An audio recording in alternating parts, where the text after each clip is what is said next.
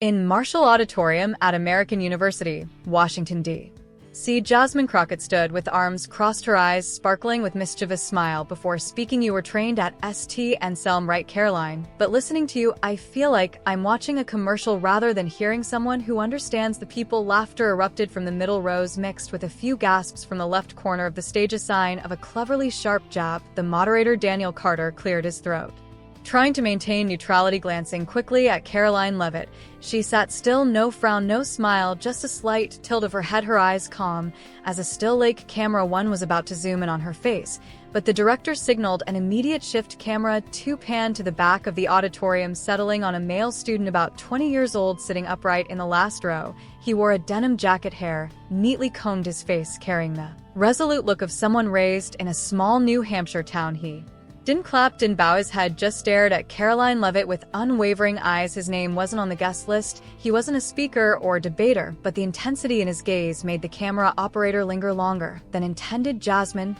didn't notice. She maintained her confident demeanor, her smile still intact. The audience thought they just heard a witty jab. Only a few near the back turned, looking at the student and whispering, "Who is he?" Before diving into the story, comment where you're watching from, and don't forget to subscribe so you won't miss the latest stories. The Marshall Auditorium is a modern space with 70 seats arranged in a semicircle, soft golden light streaming from the ceiling. The small stage, lined with dark wood, held 2 gray upholstered chairs, a square wooden table, and 3 spotlights, creating a warm atmosphere. The program, called Voices of America, discussed the topic, "What does education mean today?"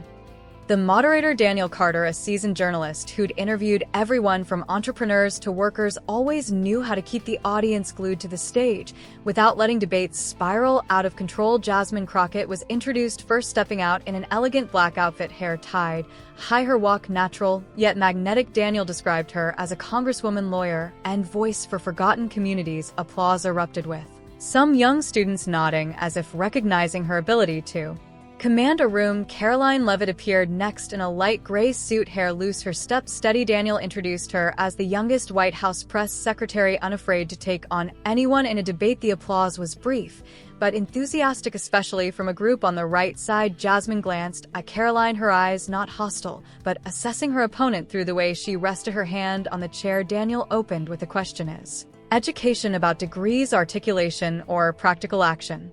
Karoline answered first, her voice clear and concise. "Education is about clarity. It's when you can speak so anyone understands without flaunting credentials. I've worked with people who didn't attend prestigious colleges, but when they spoke, everyone listened without needing clarification." She paused, emphasizing, "That's real education." Speaking to persuade, not to impress, Daniel Carter turned to Jasmine Crockett, his eyes expecting. "You've said education is a bridge of experience. What do you think about who gets to define true intelligence?" Jasmine replied, her voice low but firm, "Education shouldn't be a wall because of how someone speaks. It should be a door opened by what you've lived and learned." Daniel nodded, signaling her to continue, but Karoline Leavitt interjected, half joking, "Sounds like a quote from a self-help book." Scattered laughter rose from the audience. A few older attendees shrugged, unsure how to react. A student in the front row looked down at their hands, lips twitching, unclear why they found it amusing. Daniel shifted gears, citing a statistic: only 35% of rural Americans have a college degree, yet their voices make up less than 6% in political forums. Who gets to define true intelligence? Jasmine smiled, her tone sharper. "The media often mistakes polish for understanding. We can't let public spaces be dominated by slick speeches where confidence is mistaken for correctness." Her words were more direct, now aimed at Karoline, but still polite. Karoline didn't react, just tilted her head slightly as if used to such jabs, waiting to see how far her opponent would go. Daniel kept the program moving, the audience still captivated, but some began to fidget, not out of boredom, but as if the air in the Marshall Auditorium was shifting like an invisible thread being pulled taut. Jasmine added, "I don't dismiss clear speech, but when you represent a community and talk like you're at a press conference, I worry intelligence is being misunderstood." Her words weren't loud, but they landed like a pebble rolling on glass, the sound lingering longer than expected. Daniel looked at Karoline. She didn't respond immediately, just lowered her gaze to the table, lips pursed, then looked up. No defense, no attack, just the look of someone who knew what was coming. Camera 2 panned lightly to the audience in the back row. The denim-jacketed student sat still. He opened a small canvas bag on his lap, moving slowly. No one noticed. He pulled out a folded piece of paper, its edges slightly worn, a faint blue ink smudge in the top right corner, as if torn from an old notebook. He didn't look around, didn't glance at the camera, just kept his eyes on Karoline. No one in the auditorium noticed, not yet, but camera 2 held the shot, and anyone watching the replay would sense something had just begun. Daniel Carter adjusted his mic, glancing at the small clock by his chair. The pivotal moment of Voices of America was approaching around minutes 6 to 7, when audiences might lose focus and pull out their phones. He turned to Jasmine. Miss Crockett, when you say education is a bridge of experience, have you ever been accused of being too emotional instead of academic? Jasmine nodded immediately. Many times, often by people who think knowledge is something only they own. A few soft laughs rang out, not entirely supportive, but the kind from those who recognized she'd voiced something they'd thought. Karoline sat up straighter, her lips curving into a smile, as if she'd been waiting for this. So, let me ask, how do you define critical thinking when talking to your community?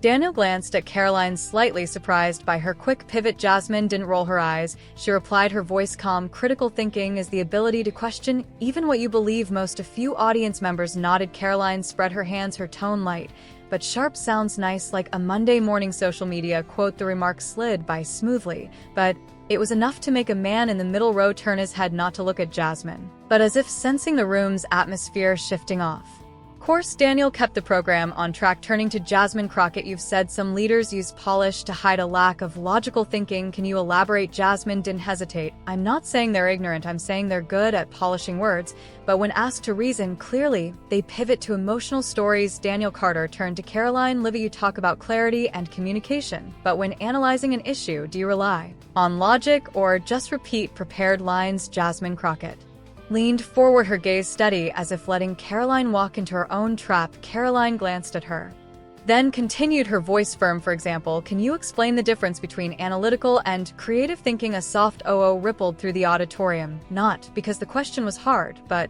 because everyone realized this wasn't a question, it was a test. Daniel looked at Karoline, waiting. She didn't back down, responding. Analytical thinking is breaking down facts to reach a logical conclusion. Creative thinking is finding solutions from new perspectives. But if you think education is just about defining terms, you've never been in a classroom where students work extra hours to afford books. Her voice wasn't loud, but it cut deep like a sharp silent slice. The denim-jacketed student in the back row sat motionless, his hand gripping a folded piece of paper, not out of tension, but as if Karoline's words had stirred something he'd lived through. Jasmine smiled subtly instead of answering directly. You tell a story where I grew up. Stories don't replace arguments.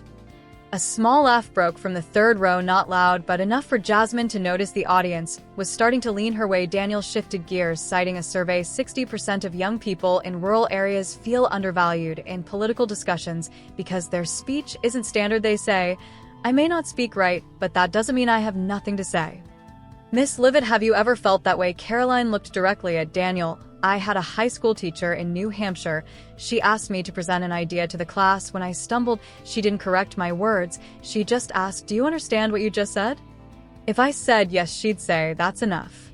The auditorium fell silent, not out of boredom, but the kind of silence when something real is revealed without needing to be shouted. Jasmine stopped looking at Karoline. Her eyes shifted to Daniel, then past the camera, as if realizing she was losing ground. Though no one had declared it, the student in the back row leaned forward slightly, the paper in his hand now half open, its worn edges marked with faint blue ink. No one noticed, but camera 2 captured the moment. Jasmine made one last attempt. You talk about learning from life, but I see someone good at polishing their story. It might inspire, but it doesn't help people discern right from wrong. Karoline stayed silent. 1, 2, 3 seconds passed, then she spoke slowly. You want right and wrong defined by charts, but where I grew up, right and wrong aren't in words, they're in who stays when everyone else has left. The audience rows remained still. The denim-jacketed student in the back folded the paper again, placing it on his lap, his eyes no longer just observing, they were ready. Daniel stayed quiet for a few seconds, then looked at the main camera. We'll take a 1-minute break. The stage lights dimmed. No one left their seats. No one laughed. No one asked who was winning, because this was no longer a debate. It was the moment someone was about to stand, and no one in the auditorium was ready for it. The Marshall Auditorium's lights softened, a gentle silence weaving through the rhythm of the debate. Not long enough to break the emotional thread, but not so short as to jolt. Daniel Carter said nothing. Jasmine said nothing. The denim-jacketed student in the back hadn't stood yet, but his hand had fully opened the paper. No one noticed, But someone somewhere was waiting for what was about to happen. Karoline Leavitt broke the silence. She didn't rush, didn't jump into an argument, didn't mention Jasmine Crockett. Instead, she said something no one expected, her voice even but weighty. I used to not know what I was saying, and that lasted through my early college years. The audience took a collective breath, as if the entire room had paused. I read books, but didn't understand. I memorized, but was afraid to ask questions. I nodded because I feared looking incompetent. She paused, not for breath, but to let her words sink in, resonating in everyone's minds. I had a teacher in New Hampshire, a woman older than my mother, who taught a class called Communication for Those Who Think They're Not Enough. A few light laughs sounded, not joyful, but the kind from those who'd been there. She didn't start with a textbook. She asked, "Has anyone here ever felt they weren't allowed to speak in class?" Karoline looked out at the audience. No one raised a hand, but their eyes lingered longer on her face. I raised my hand. That day, she didn't praise, didn't encourage, didn't call me brave. She just asked why. She paused, letting the audience feel it. I said, "Because I thought smart people don't need to ask again." A woman in the middle row exhaled softly. Her husband glanced at her, said, "Nothing," just nodded. She said, "The ones who don't ask stop learning." Then she looked at me for a long time and said, "If you pass a test without understanding, you don't when you're just trained, so others don't have to deal with your ignorance." A subtle wave moved through the right side of the auditorium. Those who'd been silent began nodding almost unconsciously. Karoline looked up. From that day, I started asking. I asked about things I thought I knew. I asked how to articulate ideas. I even asked things I feared would embarrass me. Daniel Carter gripped his hands, not out of emotion, but because he realized this woman didn't need a camera to persuade. She persuaded by saying things many hadn't dared to voice. Even after graduating, I still learn slower. I write less fluently. I speak imperfectly, but I've never sat next to someone without trying to understand them, and I never make them feel small for not knowing. Jasmine Crockett stayed silent, neither nodding nor objecting, just staring toward the stage lights, as if wondering if her earlier mockery still held weight. Karoline concluded, her voice steady, "I learned from someone who asked me, 'Do you understand?' and never asked just to seem impressive. I didn't learn to win anyone in this room. I learned not to get lost in a room where no one stops to explain." Again, camera one shifted to the audience. The denim-jacketed student in the back was still there, folded paper in his hand, now open, not to be put away, but as if he was about to hold it up. No one expected the moment about to come would arise from the back row, not from the moderator, not from the speakers, not from anyone with a mic, but from a young man no one had noticed all evening. He, with his neat denim jacket and hand never leaving the paper, suddenly stood. No security stopped him, no sound signaled, no announcement was made. He stepped out of his row, walked straight to the center aisle, stopping 5 steps from the stage, where the light just touched his shoulder. Daniel Carter hadn't spoken yet. Jasmine looked at him, her eyes fixed. Karoline met his gaze, unflinching. He didn't wait for permission, didn't ask to speak. He just said, his voice clear, "Excuse me, I'm not a speaker, but I want to read a letter I wrote to Miss Leavitt." The entire auditorium fell silent. Jasmine Crockett sat upright, arms lightly crossed, her eyes fixed on the young man. Daniel Carter, the moderator, didn't interrupt. Karoline Leavitt looked at him, neither nodding nor shaking her head, just holding a steady gaze. The student unfolded the worn paper, its edges frayed, the blue ink slightly smudged, the first line crossed out, as if he'd once written the word incorrectly. He read, not trembling, not overly confident, just like someone speaking words from the heart. Words he'd almost forgotten he'd had the courage to write. "Miss Leavitt," he began, "I wrote this letter while preparing my college scholarship application. I didn't know where to start because in my family no one had ever done this." Jasmine remained still, but camera one panned to her face, where the mocking smile had vanished. He continued, "I'm the son of a car mechanic. My dad only finished 10th grade in my New Hampshire town. People said not to speak too complexly because that's showing off, but when I heard you on TV, I saw someone who spoke clearly, confidently, yet still felt like someone from my town, and you were the White House press secretary." Karoline closed her eyes for a second, not long, but enough for those nearby to see her take a deep breath. "I quoted you in my scholarship essay. I wrote, education isn't about leaving your hometown, it's about learning to bring knowledge back without losing yourself." A small sniffle came from the second row, unclear from whom. He paused for a second, his voice still steady. "You probably don't remember me, but when I got the scholarship, I received a short email. It said, 'I don't care about your grades. I just want you to remember no one is wrong for speaking in their own voice.'" An older man in the middle row bowed his head. He'd asked a question during the Q&A, but now couldn't recall what he'd wanted to ask the student. Read the final line. "I just want to say, if anyone here thinks Miss Leavitt doesn't represent real education. They should know she was the first person to make me believe I could learn and speak up without changing who I am." A second wave of silence swept through the auditorium, unlike the first, when people waited for someone to speak. This was the silence of those who knew nothing more needed to be said, nothing more needed to be proven. Jasmine didn't bow her head. She didn't respond. Daniel Carter let his hands fall from the table, clasping them together, not in prayer, but as a reflex of someone who just witnessed an unscripted, authentic moment. Karoline kept looking at the student, not crying, not standing to hug him. She simply placed a hand on her chest, where she often kept things too precious to display. The student folded the paper, said nothing more.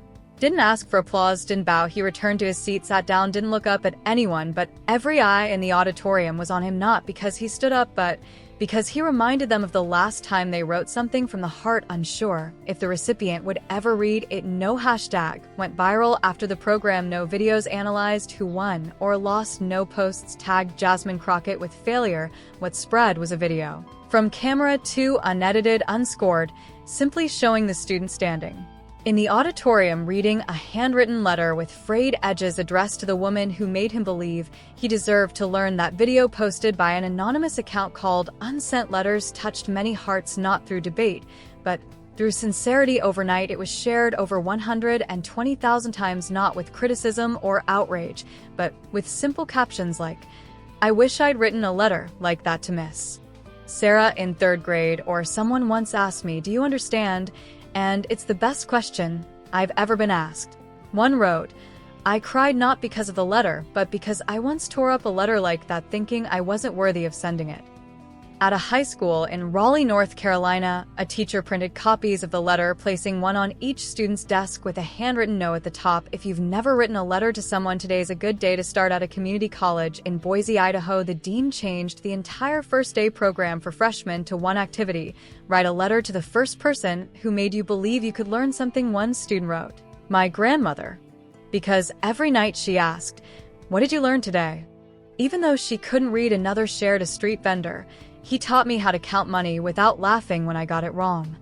No one discussed Jasmine Crockett's education level anymore. No one asked if Karoline Leavitt had a response. The audience stopped picking sides. The letter shifted the question from who's right to who taught you without you knowing. They were teaching. An education podcast in Oregon launched a special series called The Unnamed Teacher. Hundreds of listeners sent stories. An elderly woman spoke of a colleague who taught her how to read a pay slip. A plumber recalled a neighbor who taught him to say thank you in Spanish. A mother in Wisconsin shared about her quiet father who always asked, "Do you understand the lesson?"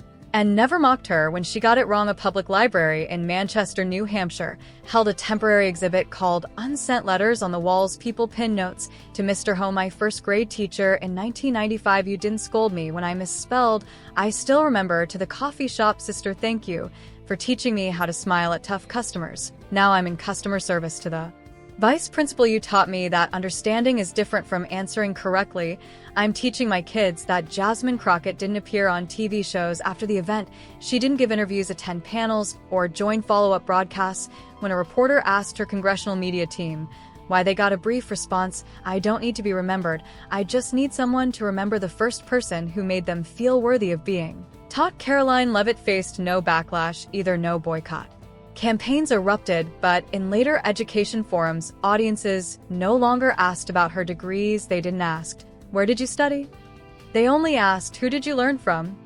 Karoline paused at the question, as if realizing it wasn't in her bio. A week after the program, a college student posted a photo on social media of a whiteboard in a classroom with large text, "No new lesson today. Today we write things we never said." At the bottom, a printed copy of the student's letter was taped with a small handwritten note: "I'm still learning, but I no longer think I'm lacking." No one knew exactly who the student was. The Unsent Letters account didn't use a real name or respond to any invitations. A blurry backstage photo surfaced, dimly lit. The student stood next to Karoline. No hug, no tears. Karoline handed him a small note, just 2 lines. "This is the question I was once afraid to ask. You just taught me how to ask it in my own voice." No controversy erupted afterward, only stories of people who taught others to write, to speak, to rise, not through a mic or on a screen, but through a simple question: "Do you understand?" And then people realized Karoline didn't win because she had Higher degrees argued more sharply, or had more convincing points. She won because someone had learned from her and never forgot. When the program ended, no one stood to clap. There was no long applause, as usual, no colored lights marking the end, just an auditorium that had experienced something, a feeling no one dared name. Right away, Karoline left the stage. When the program closed, not lingering, not taking photos, not signing autographs, she walked through the hallway to the backstage room where a technician handed her a small item, a thrice-folded paper in an unmarked envelope. She didn't need to ask who sent it. She didn't need to reread it. It was the letter the student read to the auditorium, now returned with a handwritten line at the bottom. I'm still learning, but I no longer feel lacking. If anyone asks, who did you learn from? I won't hesitate to answer. Karoline folded the paper, said nothing. She tucked it into her inner pocket where she kept things that didn't need to be shown, only remembered a week later. No one mentioned the program anymore. No debates flared up, but people began rummaging through old drawers, finding unsent letters, old classroom photos, the first questions that made them want to understand, not just memorize. A 7th grader in Burlington, Vermont wrote to her math teacher, "You never gave high grades, but you always asked, what do you think about this problem? I didn't get it then, but now I know that's how to learn without a lecture." A mother told her daughter how she learned to read in a village school where the teacher didn't know many words, but always placed a hand on her shoulder when she read, nodding without making her feel ashamed. No one formed a Karoline support group. No marches were held. No one built arguments to defend her, because it wasn't necessary. She was protected by those she'd inspired to believe they deserved to keep learning. Daniel Carter, the moderator, in a separate podcast, was asked, "Why didn't you intervene when Jasmine challenged Karoline on logical thinking?" He replied, "I did that in another program once, and I stole someone's chance to prove they didn't need to speak loudly to be heard. This time I stayed silent, and I learned the right thing." A retired teacher in Salem, Oregon wrote on her blog, "I used to think I taught the wrong way. I didn't use fancy words, no presentation slides. I just asked students, do you understand? But when I saw that student read his letter, I knew it was probably the only thing I taught right." A photo quietly spread after the program, not from the stage, not a quote, not a slogan, just a handwritten letter folded thrice, placed next to a stack of old textbooks in a drawer, taken with a regular phone. The caption, "The letter I almost tore up. Now I keep it, not for praise, but to remember someone once believed I was worthy of being taught." The story at the Marshall Auditorium, American University, Washington, D.C. during Voices of America deeply reflected the challenges of education and communication in American society today, where biases about speech or background often create barriers. Jasmine challenged Karoline on communication style, but the moment the student stood to read his letter thanking Karoline, shifted the debate into a larger question, sparking stories about unnamed teachers, from educators to ordinary workers, who fostered confidence and understanding. The handwritten notes in the unsent letters exhibit and the words on the whiteboard showed the power of sincerity in connecting people. The story teaches us that real education isn't about showcasing knowledge, but inspiring others to dare to ask and speak in life. From classrooms to workplaces, learn from Daniel Carter, who chose silence to let an authentic voice be heard. The advice is listen patiently and ask simple questions to encourage others, especially those who feel their voices aren't valued. In this way, we build a community where everyone feels worthy of learning, overcoming social barriers and biases in the true spirit of American unity. Subscribe to follow inspiring stories about education and connection, like the letter from the Marshall Auditorium, where a sincere voice changed everything. Thank you for joining, and see you in the next